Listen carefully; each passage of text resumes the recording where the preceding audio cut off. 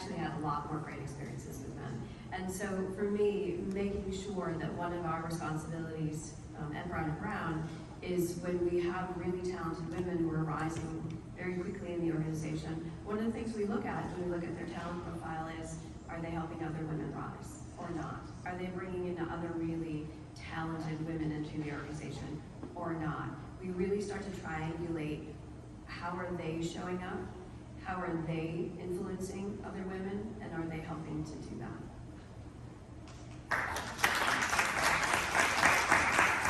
I think for me, my dad I come along towards the end of my dad's ministry career. So by then he's out of full-time pastoring and he's in the prison ministry, right? And so I watched my dad help people after they got out of prison, and you would see people come from, all these different walks of life.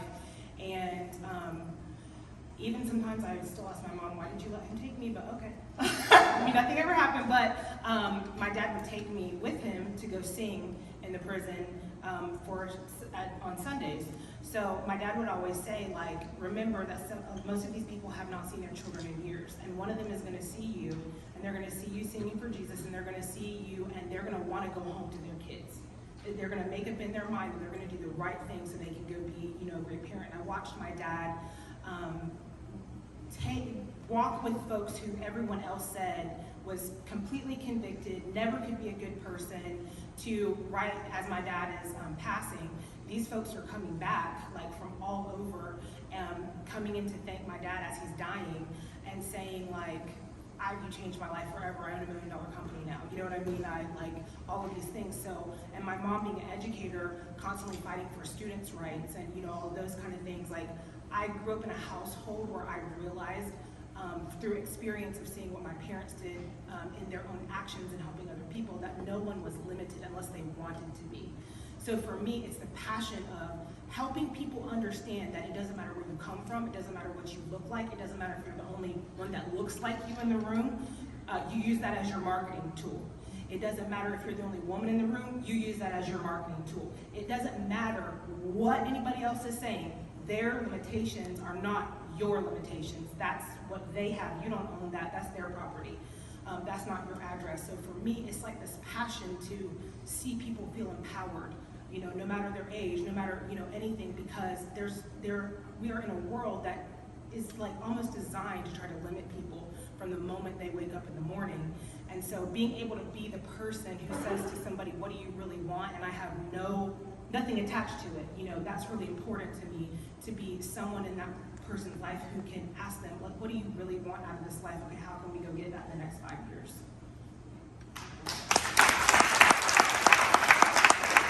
It's really interesting that you mentioned that, because I feel like today we're in the day and age of labels. Yeah. And we're given a label, and before we have an opportunity to find out who we are or what we want to be, we have this label and we stay in our box. And we grow up and we're still in that box, and then we don't think things are possible. So I'm asking you ladies right now, is there a glass ceiling? Is there some limitation for people, women and not, but of course we're speaking about women today, is there actually a ceiling that we have to shatter? Or is it our own personal ceiling that we need to just move past and push it aside so that we can go to our own heavens? Both, I believe. One, in order for you to break your own personal ceiling, you may be the only person in your family who started a business, right? You may be the only person who's a woman that's done something like you're doing. You may be the only person, period, who even has this really weird idea. That just means you're ahead of your time. You will have to accept that no one is going to like you if you're really going to be great at what you want to do. You are going to have to accept that having influence is going to mean that when you walk in the room, you got to carry a big stick and walk slow. There's a price to pay for anything, but that's okay. That's fine. You can save up if you have to, right? You can buy one shoe at a time if you need to. When I first started, the first time I ever bought myself like a nice pair of shoes, we were in Tory Burch in Charlotte, North Carolina. I paid $475 for these shoes I have on today. I still wear them all the time. They're like Nikes. I love them. I want millions of miles of them. Yeah, but I probably had them for 10 years now, but I had never seen anybody pay that amount of money. my dad was a pastor, you know what I mean? Like, I grew up on a ranch, and my mom was, you know, an educator, so there was no paying thousands of dollars for things, you know? And so I had a mentor who was like, I need you to start really investing in how you walk in the room, you know? So I have had to read every book I can get my hands on, get every mentor I can, but what those people will always say is you're always willing to do the work.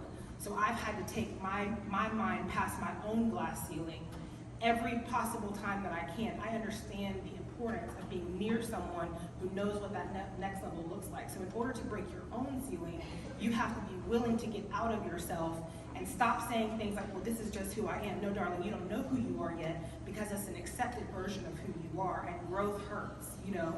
But then there are commonly held truths in society about what is possible. So you just have to be willing to walk into the room, be as loving as possible, knowing that you may not get that love back.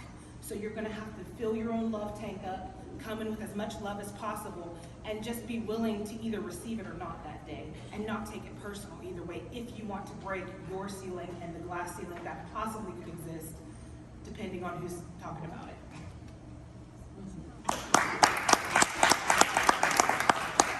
Well, I'm under the belief that we really limit ourselves. I've seen myself do that. I know when I'm doing it.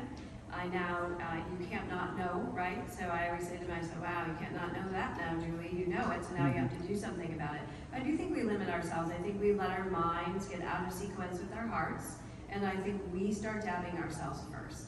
And I think that's what happens. I think we do, and I think it's really important to take responsibility for yourself and to recognize that you can achieve anything that you want to. Absolutely anything. Is really pretty much that simple. I think we just complicate it because we find all the reasons why we can't accomplish something. And I can tell you, I just look at my own personal story, not through the lens of I'm so proud, but through the lens of I've worked really hard. And I started when we lost our own home. What people value is survival, and I lost that all the way to where I am today. And that's a result of really managing my brain, right? Either my brain's gonna manage me or I'm going to manage it. And so I've done that through meditation, yoga, journaling. As a result, it's made me a much kinder, human, compassionate individual who people want to be around. And so I think it's really, the glass ceiling might exist out there, I'm not sure. I really work on my own, which is the limits I place on myself. And so I'd ask you all to consider the limits that you place on yourself and really work through those and really get to the bottom of why. Because generally what happens is you find out you're afraid of something. So just be honest with yourself. What are you afraid of? And then work through that.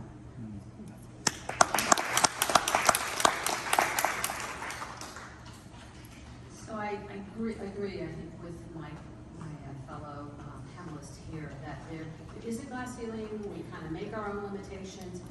But one of the things that kind of, especially for those of you younger, it kind of goes around in my mind. I keep thinking about this because I have two daughters. My daughters are in their 40s, so they're not children. They're successful adults. But I have grandchildren. I have two granddaughters that are coming up. One of them's will be 20 soon. And watching them, and I remember having this conversation with my daughters frequently. Like, I get so excited about the woman that did this, or the woman that got to be CEO, or I was sharing with Roland earlier today that I worked on a presidential campaign for a woman. It was so exciting. I remember coming home and telling my daughters, like, I am working on a campaign for a woman president. And they were like, okay. And,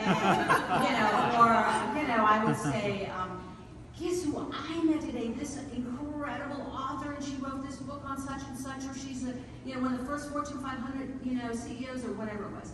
And they were like, and I'd say, and then when coming to this recent election, when we had the first female vice president, I was like so excited. We have a female vice president. This is so exciting. Who cares what party you are? Who cares what you believe or not? But we have a woman that's broken that ceiling, kind of made it tell. My girls were like, yeah. But what I think happened, well, right? But I think part of it is they have come because it's kind of we come so far in so many ways that we take it for granted. So when I try to admonish my daughters and my granddaughter, I just had her with me for 10 days and we had just such a fabulous 10 days together. I try to impress on her to say, honey, I know it doesn't make sense for you, but do you realize it was only a little over 100 years ago that women first got to vote? I said, do you understand that? I said, no, she doesn't. I said, do you get that it is such a big deal that women get to compete competitively the way they do now and so on, going down the line of all the things we talked about, but you don't appreciate it. And what you don't appreciate and what you don't value and what you don't fight for will lose. So I'm saying my daughters and my granddaughters, fight, girls. Don't stop looking forward. Don't stop reaching. Don't take for granted that we've made this progress, because you can lose this progress really quickly because you get apathetic, you get lethargic, you don't get involved, you don't participate in your community, you don't vote, you don't do those kinds of things. I would, if I had to encourage you to do anything, if you want to keep that glass ceiling from closing in on you, get out there, pay attention, make sure that you're understand what the issues are, that you're fighting for those issues that you care about, whatever they are, that you're voting, that you're involved, that you're engaged, and that you're giving, and you're helping others, as I've heard say. Help others to get there with you, because there's no guarantee that that glass ceiling will come crashing down on us again. So I'm just encouraging you to get out there and continue that fight, but with joy. Do it joyfully, do it with confidence, because you know what? There's nothing that's going to stop you. I don't think there is like a literal glass ceiling that's going to bump up against. It's only going to be if you allow it to happen.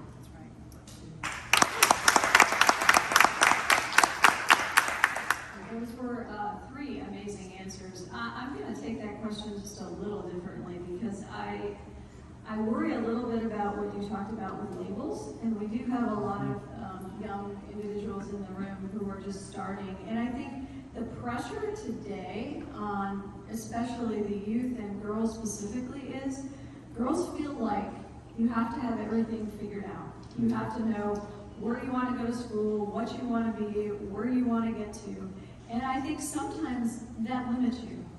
And I would say, first of all of you are enough. Don't let anyone tell you that you're not, because you are amazing.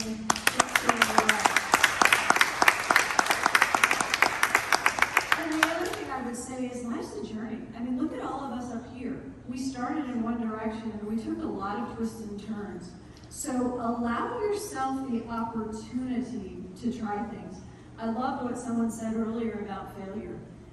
You don't fail, you learn something. And don't be afraid to try, because if you don't try, we're never going to break that glass ceiling. But don't limit yourself with, this is what I want to be, this is what I have to do. Because what you do today, hopefully you'll realize what your passion is, and maybe that'll change. You might go into it thinking, I'm going to be an accountant, or I'm going to be a doctor. But you may realize as you get in there that that's not your passion and that's not where you want to be. So try to be open-minded, try to find what it is, and don't be afraid to fail. Because if you have that fear, we're not going to be able to elevate as women up to that glass ceiling.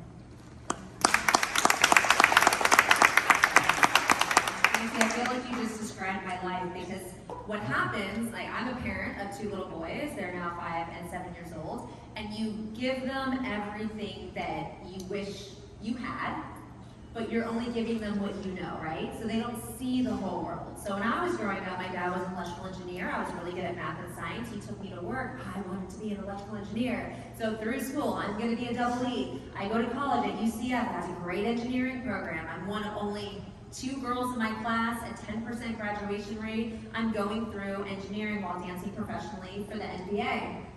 And I realized I hate engineering. I spent the last 12 years saying, I'm going to be an electrical engineer just like my dad. And I realized it was his passion, it was never mine.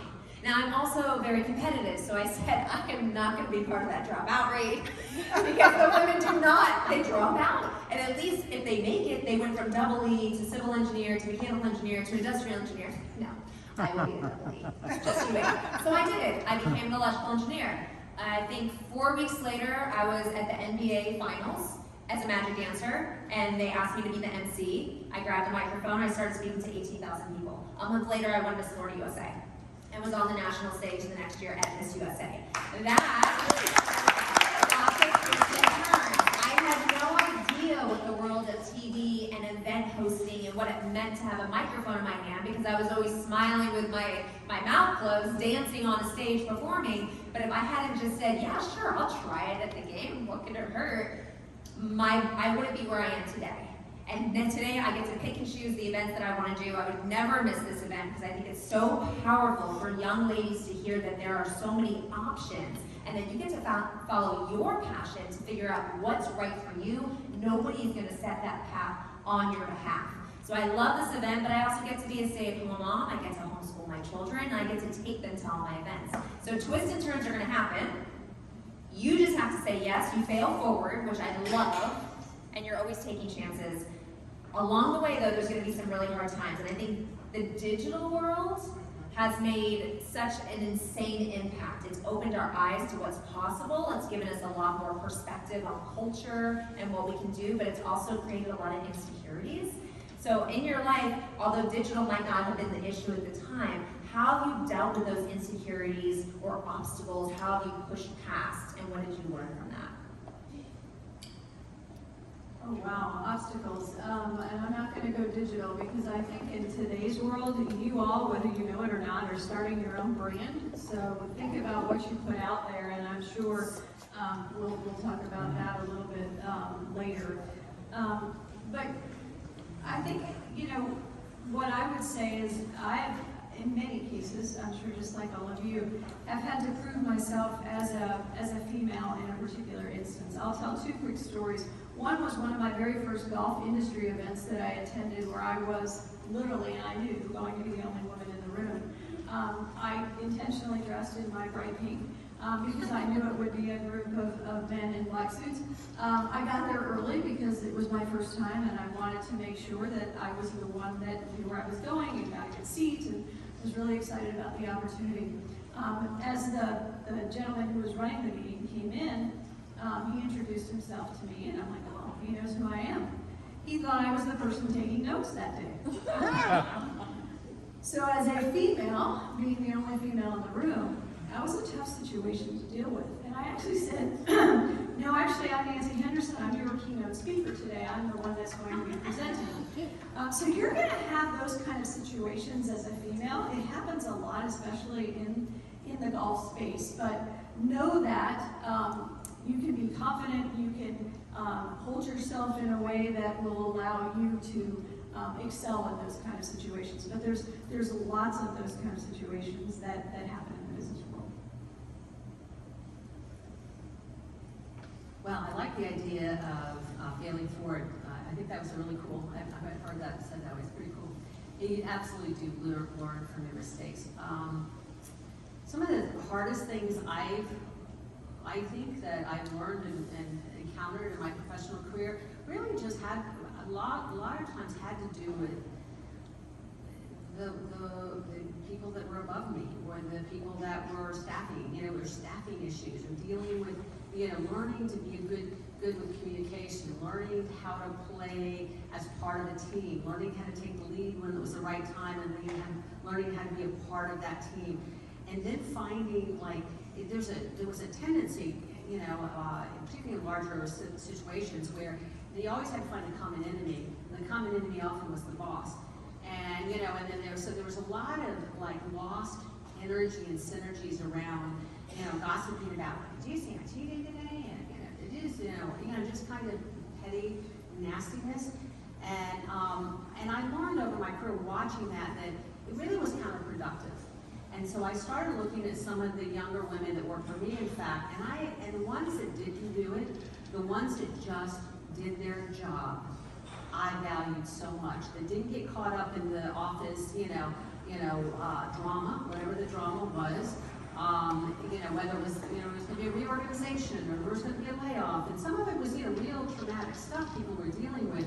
But the women, or the people that worked for me, that just got right back, got very clear about what they needed to do and get right back at it.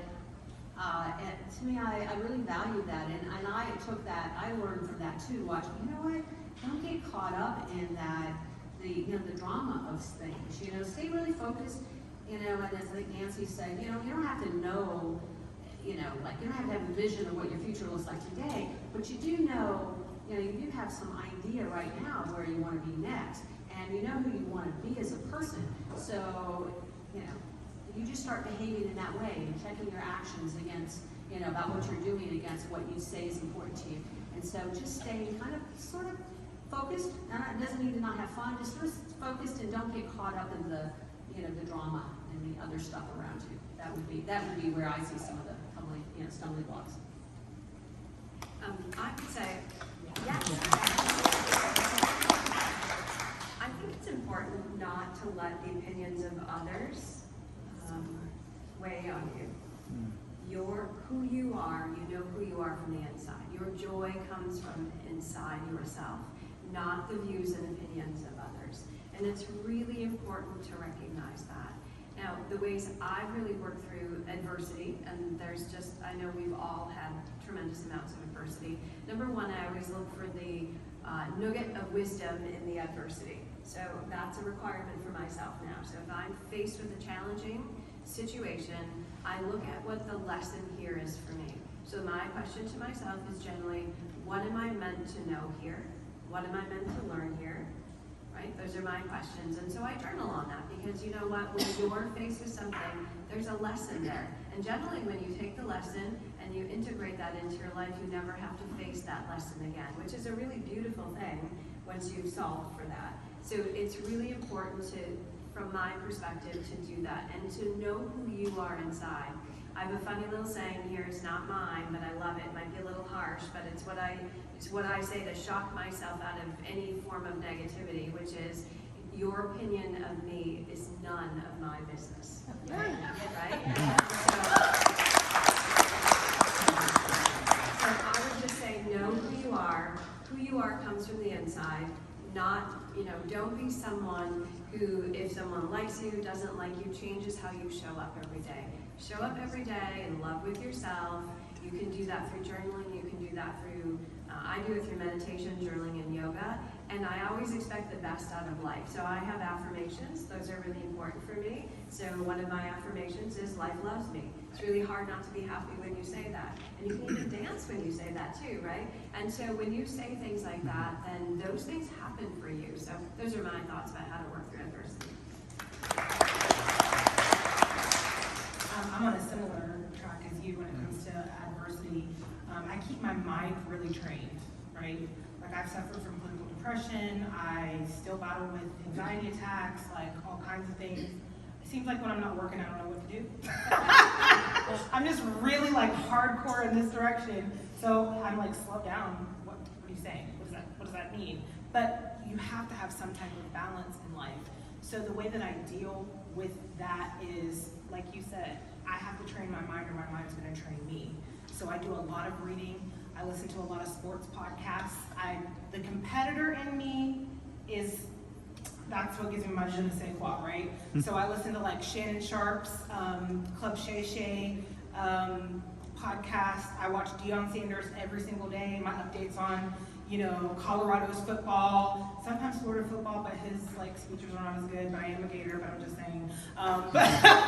But I keep myself in that mindset so that I'm good and so that I don't feel limited, within myself, and so that I really also can continue to make the decision that's right for me. Because my work-life balance and somebody else's work-life balance is different, but also what I'm here to do is different, And I think that ability to really stay tapped into what makes you unique, what makes you different, that's what makes you really cool. And often, the thing I wish I would have known earlier about that too is like, the things that everybody attacks you about, those are actually the cool things about you, right? I used to get really attacked for being soft-hearted. I used to get really attacked for being, all these things. And I'm like, yes, I'm a super go-getter who has a soft heart. What do you want me to do about that, But that's also what makes me really great at my job, because I'm so empathetic. I can hear people's story, and I'm like, you just told me that like that was sad. girl, you are a fighter. Do you know what you did? Wow, that's a book right there. Okay, write that down, you know, whatever. So it really is like when you're in that adversity of do I match or do I not, you need to worry more when you do match. That's crazy for you to be in the middle of everybody else's energy, not choosing to be the truest version of yourself. To try to match everybody else, that's not necessary. It may feel comfortable, but don't stay there because it's not as productive. It's not tapping into that highest version of yourself. And you deserve to be that highest version of yourself, loving yourself, who you are, and leading the way for everybody else that comes into contact with you, because we succeed by proximity. Because I have proximity to these ladies, I'm like, wow, something, you know, else is possible for me. So when you walk in the room, don't walk in the room to match everyone else. Walk in the room to own who you are and to give everyone else in the room permission to do that. And then when something comes up against you, it doesn't hurt as bad, because you're like, I would never come in here to hurt anybody's feelings or be a bad person. That's just not who I am, and you know that about yourself. And it just doesn't hurt as bad. It can still hurt your feelings, but it won't knock you out in the same way that it would have.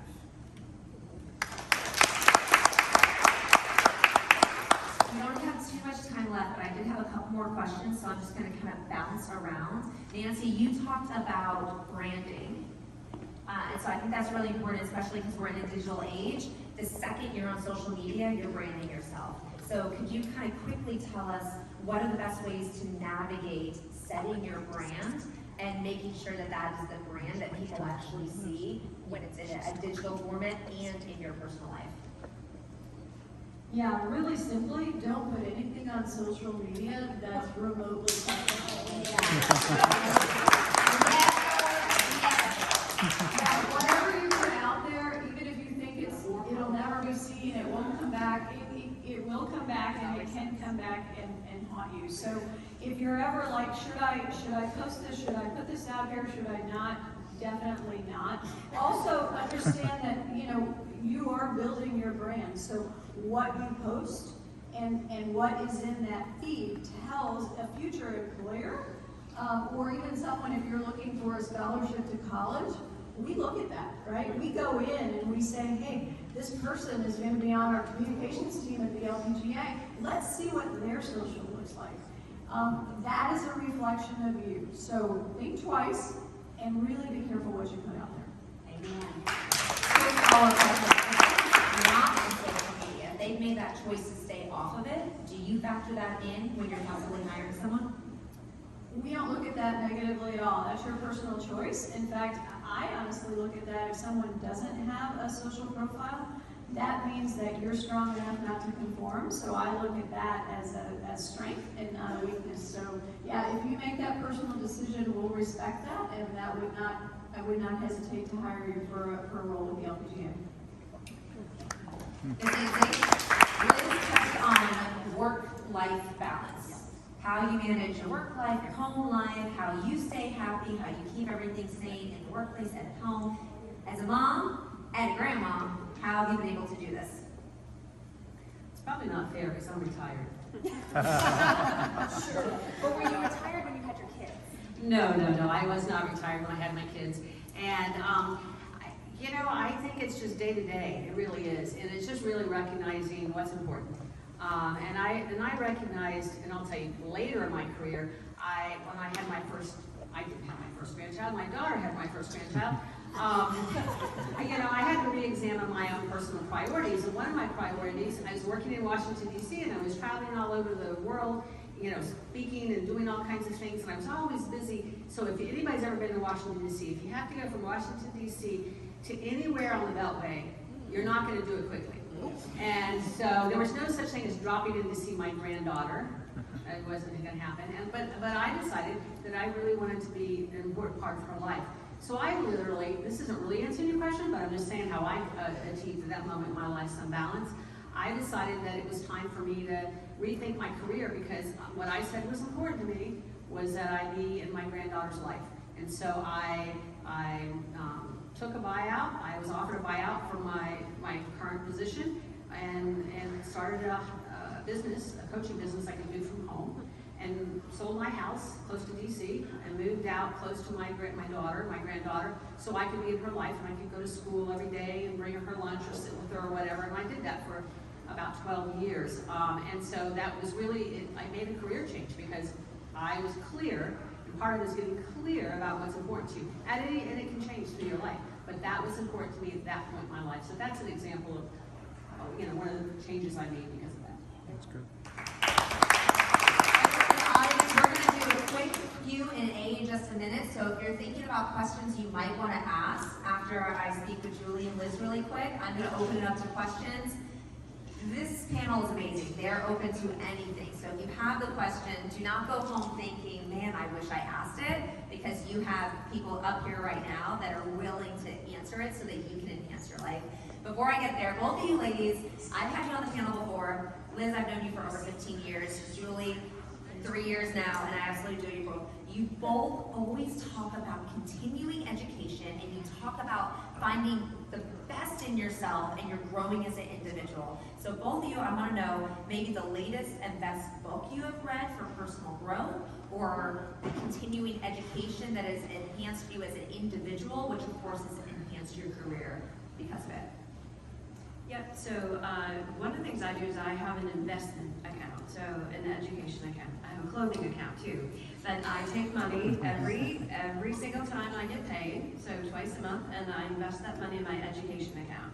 I still do it. I started it when I was 25, after I actually started making some money and got my parents, kind of helped get my parents out of trouble financially, and I've done it. I still continue to do it. So obviously the size of the investments I can make now are very different than what I could make when I was starting out.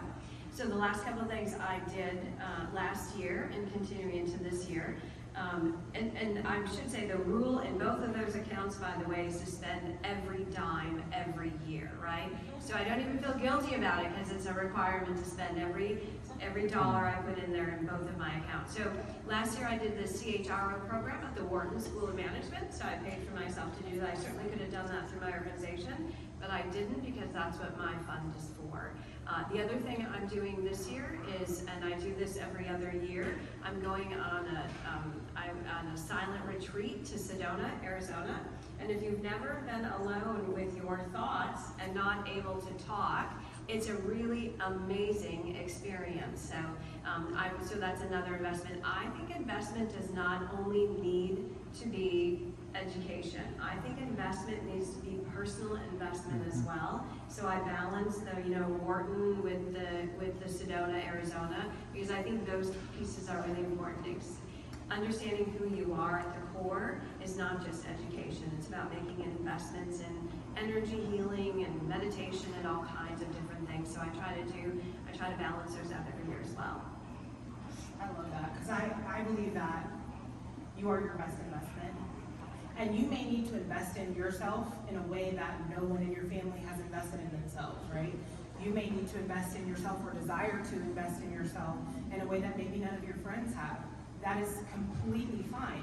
They're not going where you're going. And so a lot of times we feel really crazy when, you're like, well, what you're met with, well, why are you doing that? That's not a commonly held, that doesn't matter. You are your best investment. You're taking care of you. You're loving you. And when you invest in you, you're filling your tank. It's such a beautiful thing when you've got 2 water bottles over here and you can freely hand somebody else one and you don't care about the thank you or anything like that because you've worked on yourself, you've poured into yourself. I work on everything from my mental health to being okay with the fact that I'm never satisfied. I tried so hard before to control that. Okay, we've got another certification, that's enough. No, I'm hungry, I'm a student. So I'm always going to be looking for another international something. I'm always going to be looking for another level. But again, that was me learning to use that competitor rather than try to keep her stifled and try to change myself. My smartest way of working with myself has been saying, okay, what is natural to me? Can I do that? Okay, let me set my day up differently. And then investing in kind of taking myself apart career-wise, taking myself apart personally with how I think. 1 year before last, I went to 4 different professionals. I saw an anxiety specialist. I saw my therapist every 2 weeks. I saw a life coach once or twice a month. And I saw a narrative strategist, because one thing my therapist said was, you're now the CEO of a company.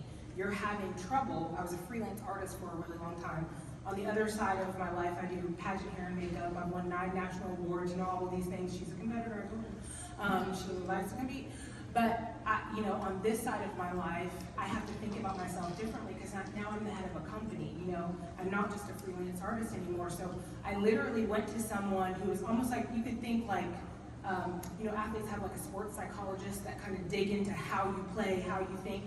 We redid the narrative of how I think about myself, what are my motives. So for me, it's all not being afraid to ask myself to go back to the drawing board, being okay when I say, hey, this is not enough for me.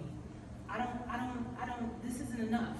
Instead of feeling guilty about it, I had to train myself to go, oh, how cool. Okay, well, there must be something else there.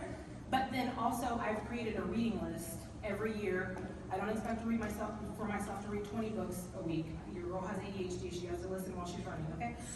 So I read constantly, and the best book that I have ever read, for me, oh my gosh, I can't remember the name of it right now, but it's about a parable, in the Bible, and it's the gentleman laid himself before the Lord, and he said, could it be me, And God was like, yes.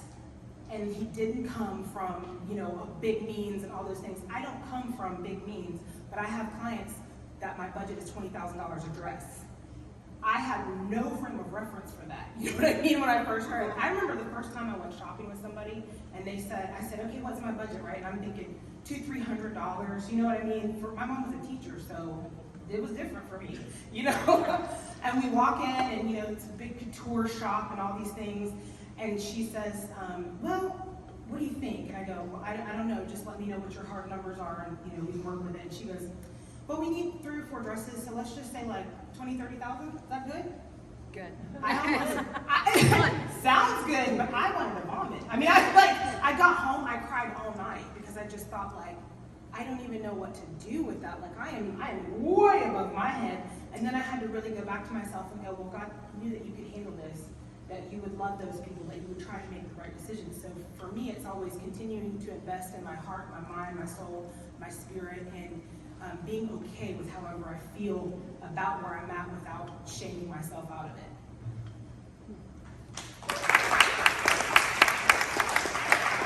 For all my ladies out there, do we have any questions? I will start on this side of the room. Feel free to raise your hands. You do not have to, but if you have questions, it's always a really fun way. The first person is always the hardest, and then after that, hi, welcome back. After that, it gets a lot easier. Oh, amazing. Please stand up. What's your name? Kendall. I knew that because you said it earlier. Ms. Kendall, what is your question? And if it's for a specific person, you can let us know. If not, whoever on the panel would like to answer it can. So I am actually the only girl on my football team. So Liz, how did you get involved in football and what was your experience?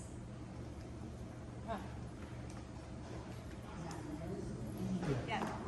Oh, she's waiting. Well, I grew up in a football family, actually. Most of the guys in my family have played either for the University of Florida or for LSU. So we grow up throwing each other around, guys or girls. We expect everybody to play tough. We don't play every family gathering is some type of sports, right? So, but we play girls versus boys, and the girls are trying to kill the boys, and therefore my NFL players. But for me, my involvement with football has been helping, my cousins get ready for the combine, being kind of the person who figures out, do we have the right shoes, are our bags packed, do we have the right books, do we have all those kind of things. And for me, my biggest sports were softball, girls weightlifting, and track, and always powder puff every year, because they didn't have girls football yet, but if they would have, I would have been the first person on the team, and the star wide receiver, and yes.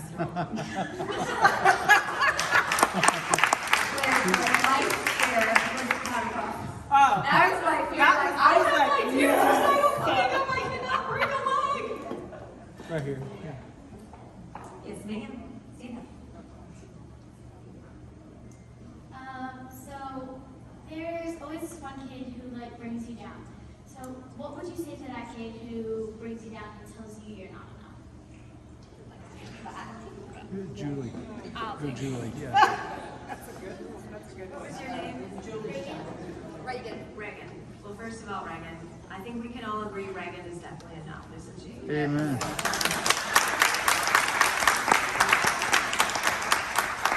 I always think I have this little theory about noble friends in life. So when I meet someone that I don't like or who doesn't like me, I always think, that's a noble friend. And noble friends are meant to teach us something. We don't have to like them, and it's okay, but we're not mean to them either. And sometimes they're mean to us. And so when I have someone, what's his name? Nobody specific, okay, so Jim. So if Jim, yeah, very smart, right? So if Jim is being mean to me, so I realize that there are a couple of things I can do. One thing I can think about is, what's going on in his life that might be causing him to behave this way. Because I can assure you, Reagan, it's got nothing to do with you. It's all about what's happening in his life.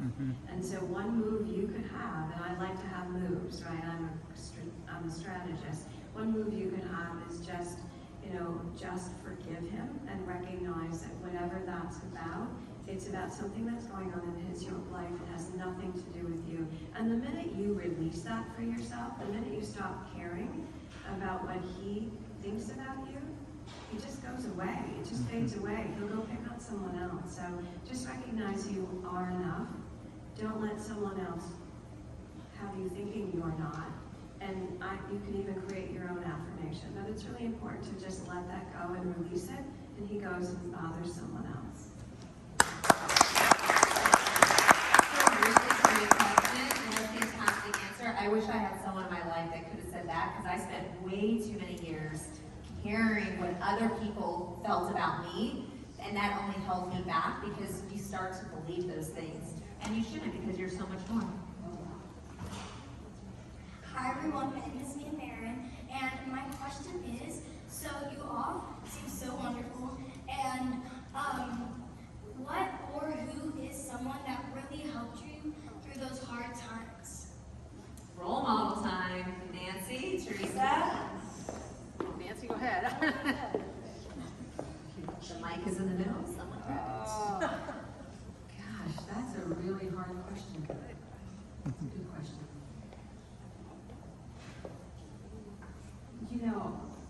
There are so many people in my life. I really can't think of one person. I can tell you, as I was growing up, I had an older sister who's 11 years older than me.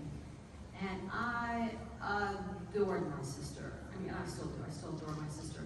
And I idolized her.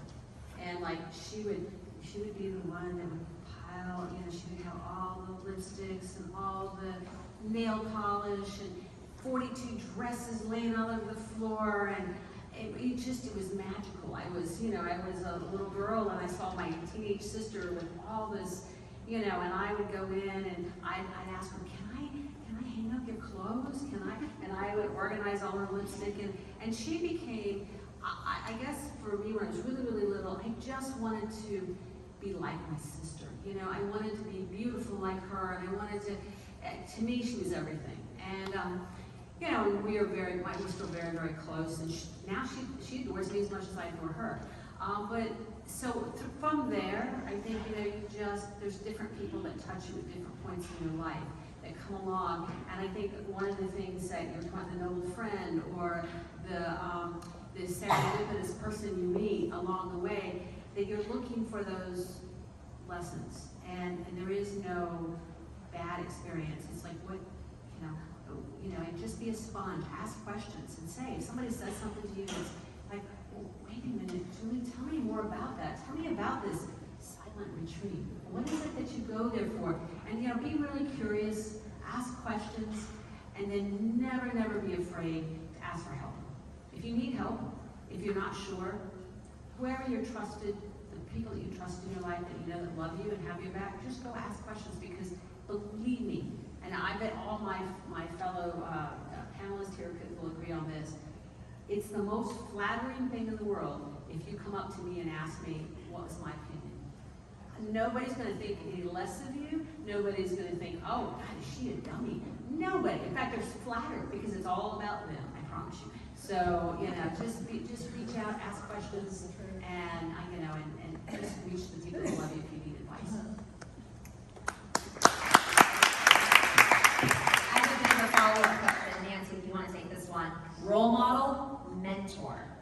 Liz is big on the mentors. It's everyone had a role model. Does somebody need both in their life, both role models and mentors? Which is most important? I do think if you can have both, let's have both, right? Personally, I have what I call my personal board of directors. I have 4 people that are on my team, and they're the people I go to when I need real advice and an honest answer. And if you can surround yourself with those people that are strong enough to tell you you're wrong, that's the kind of people you want to have around you. So definitely, get that tight-knit group of people who are your checkpoints when you need advice, when you need just to make a really important decision, because those are the ones you want to have closest to you. Well, let's have any more questions today. Several. Yeah, get 2 I more. got 2 more. Ladies, you're in the college years. Those little ones over there have lots of questions. You guys are in a completely different place in your life. Anybody have a question? You're about to graduate in the next couple of years. You're going to enter the workforce. Your world's going to completely change. Is there anything that's on your mind? Okay, so I think, my name is Jordan. I am a sophomore at Daytona State College, and I'm about to transfer to a 4-year university.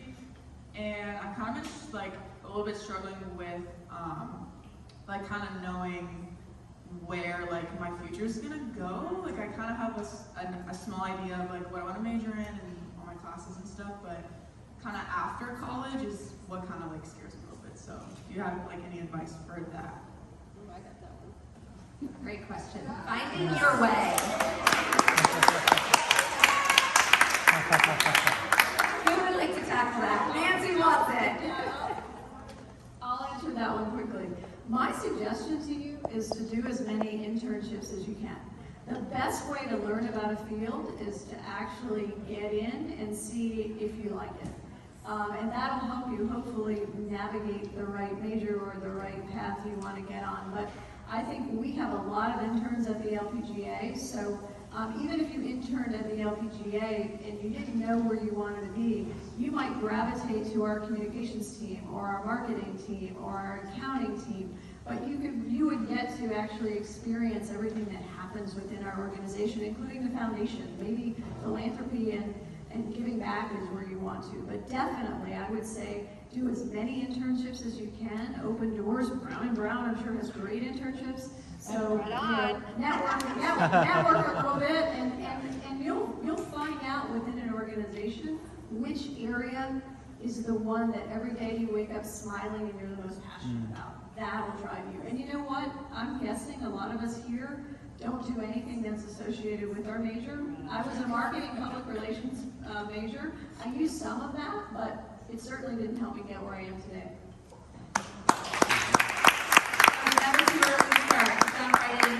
Ladies, whoa! Those hands just shot up really fast. I just heard a lecture about the acting school, and y'all don't have to wait until you're college or older to have internships. You can do apprenticeships. So even you guys at your age, you find someone that in your community that you really look up to and a passion, whether it's veterinary working with animals or whatever it is, and you can actually approach them and then you can learn under them now. Doesn't mean you have to do it when you grow up. My goodness, it'll be a great experience. All right, who all had their hand up? All right, let me get to the back because she came all the way from Vero Beach, was it? I love Vero Beach. Is it still quiet or is it getting louder over there? Who's from Vero? Fort Pierce. Fort Pierce, not too far away, a little north. I'm from Jupiter. Where are you from? Fort Jupiter, Port St. Lucie. We're like right next to each other. All right, tell us your name. Hi, I'm Brianna Avalar, and I just want to say I love how successful and how authentic and genuine you guys really are. I always like to say that it only takes one to make a difference, so you guys are really like amazing, especially for the little ones and me. But I am starting my own clothing wear line, my sportswear line, so having you guys be so successful and have that impact on the community, my question would be, what advice would you give somebody to take that next step? And throughout the downs, throughout your whole career, what pushed you guys to stay positive and to be that influence for everybody? That sounds like a great final question. Who would like to tackle that? It sounds like you Clothing and positivity. Let's get it on. Thanks, guys. I'm qualified for this one. I think especially in the realm of fashion, right? I spend a lot of time. I built the back end brand image-wise for several bag lines in New York City, those kind of things. I think the biggest thing when it comes to starting your own brand of any kind is to tap into what makes you different, and don't be offended if that doesn't make you special, right? But also tap into what really influences you, right? So for instance, like one bag line that I worked on, who there's a show on Prime now called Harlem, and his bag was in one of the first episodes in the first season, so he's doing really well. When I first got the project, he was like, well, I do bags and they're expensive, and I just really like quality and all these things. And I'm like, okay, this ain't gonna get it, okay? So I'm like, woo, everybody likes that, we're so happy. Okay, but like, what inspires you? What makes you feel? And so we took a lot of time to like dig into that, and I was like, okay, great. Now that's the first level. Now, what's underneath all of that? What's underneath the iceberg? And I think you can't be afraid to go to what's underneath the iceberg to find what makes you special as a person, what makes you special as a brand, what makes how you see people important, and as a brand too, especially with clothing, you do want to have an aesthetic, but not because you have an aesthetic that people need to fit into, because you understand how that person lives their life with your brand. Every brand has to think about itself as a lifestyle brand, because to make yourself important in someone's life, you have to think about how that person, your target market, target audience, your avatar, however you want to talk about them, how do they live their life with your brand? What makes them circle back to you, especially in clothing, rather than going to Walmart or ordering off Amazon? What is it about the story of how you fit into my life that makes me go, oh my God, you know what, that last sports bra was great, and tap my friends and go, oh my gosh, I have this great new sports bra, you should try it, right? That's where the magic is, for him. He talked about artists, and I was like, well, people don't know that, and they need to see you sew in the bags, and they need to understand. He says crazy things, like the things that he puts on bags, you're like, why would anybody do that? But that's the key, right? And so when we tapped into what his influences were, we were able to really put him in a space that he was able to double what he sold. But now he has that client that's coming back all the time because they don't want a Coach bag, they don't want something else. They know the person that creates it, so they feel really intact. For me, it's continually empowerment. I mean, God gave me that. Like, he gave me this crazy belief in people. So I just stay in that space. That's where I don't run out of energy there, So I take good care of myself, and then I stay in my lane. I'm never afraid to call somebody. I don't try to do everything. It looks like I do a lot of things, but I do one thing. I make people look good, and I help them sell. That's what I do. So the thing is to stay in your lane. When you need help, don't be afraid to ask for it. Because what that also does is it connects you with these other amazing people, and you take their blessing away from them when you don't allow them to help you build that brand, to help you, tell your story, whatever it is. And if you ask any one of us on this panel, our answer is going to be yes, right? Because people are happy to help, they want to help, and they want to help other people elevate. So give people the opportunity to be on your team too.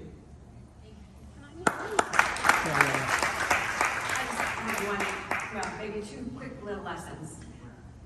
The first one is just visualize the outcome that you want to achieve. Like, just visualize that. Create a board, create pictures, create a feeling within yourself, because your journey is going to be a long one, right? It's an amazing thing that you're doing, but really connect your heart to it, because you're going to come up against some obstacles, no problem. You're going to work through those, but you work through those by really connecting with that vision that you have, so nothing stops you or slows you down, right? And I'll just say, this is just a wonderful thing that I think about whenever I'm embarking in something that's going to be, a longer-term journey, which this is going to be for you, which is, we overestimate what we can achieve in a day, and we underestimate what we can achieve in a year's time. So be very thoughtful about that and give yourself the grace to just move through all that.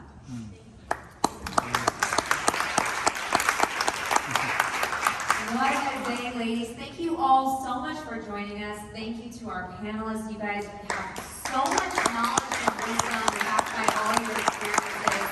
And I wish that we had another 2 hours to talk, but our time is up. So again, thank you so much. Thank you to all my brave souls that stood up to ask questions. Sometimes the hardest thing to do, which we touched on, is asking. The answer is always no, or there is no answer if you can't ask. So if you can get up and you can ask, you can find your way, and you can really grow as an individual. Miss Tina, did you want to say something? I do. All right, let me please bring to the stage, because she's already on it, Tina Chisholm! Okay, they come November. Yeah, you guys made my and that's why we do this. It is about empowering women. I love your stories. You always leave here feeling strong and refreshed. But what touched me tonight is, did you notice the little ones? Eyes on you always, listening to what you said. And we answered some pretty powerful questions. What happens if someone's not nice to me? You know, my feelings get hurt when they're not nice to me. I'm just going to be honest with you. But you got great advice on how to handle that. But that's why we do what we do. It is important that we always remember we're great from the inside out. We're pretty from the inside out. But my job in life is to help the person beside me, who hopefully will help the person beside them. That's why we do this. I love that about pageantry, because pageantry is great at that. Sometimes we get it pretty wrong, but sometimes we get it pretty right, but so does the rest of the world. So I thank you for coming. I'll let you know when the next one is. We appreciate you being here. Panel members, you just mean the world to me. So I thank you for everything. Thank you guys.